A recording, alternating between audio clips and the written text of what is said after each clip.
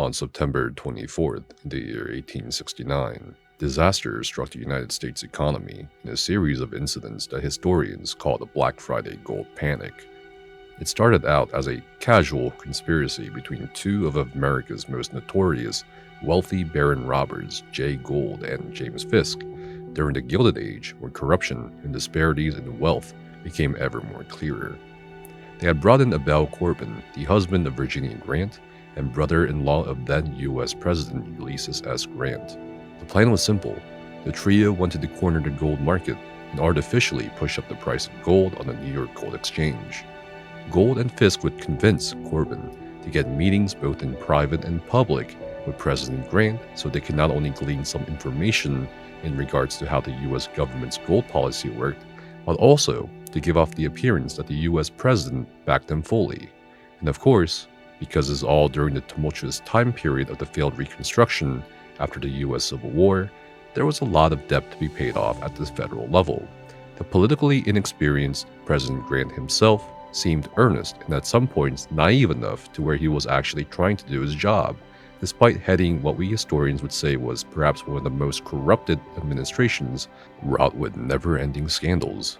Grant's plan was to sell the U.S. Treasury's gold at regular intervals to pay off said debt, stabilize the U.S. dollar, and help spur the economy at the same time. Of course, Gould and Fisk wanted to manipulate Grant to where he wasn't selling that gold, semi-convincing him that selling gold would actually hurt farmers out in the West.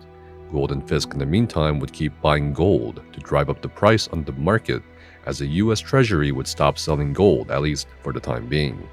At one point, Gould and Fisk owned almost $60 million worth of gold between the two of them, and they essentially got more than that as the price kept going up on the market. Of course, eventually, the conspiracy would be exposed, bribery would be attempted, but Grant would ask his U.S. Treasury Secretary George Boutwell to essentially screw over Gould and Fisk by dumping $4 million worth of gold and buying $4 million worth of bonds. With gold having been pushed high to almost $160 per ounce on the market, the price immediately plummeted down to $138 due to the sudden supply of gold in the market.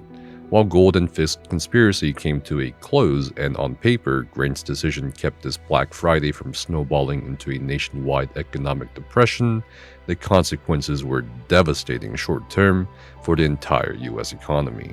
The New York Gold Exchange essentially went bankrupt because they didn't have the gold. Stock prices dropped by 20% in the span of a week, leading to a 4-month drought of exchanges. Dozens of brokerage firms went bankrupt. Farmers saw prices on their crops like wheat, rye, oats, corn, and so on crash. Exports dwindled up, and the American agriculture system went into shock long after the Black Friday of 1869.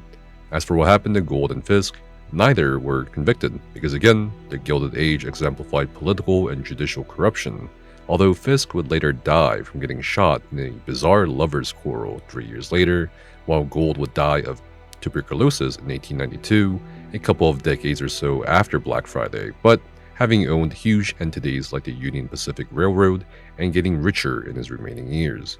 Abel Corbin, of course, lost pretty much everything as a result of the Black Friday gold panic and faded away in history.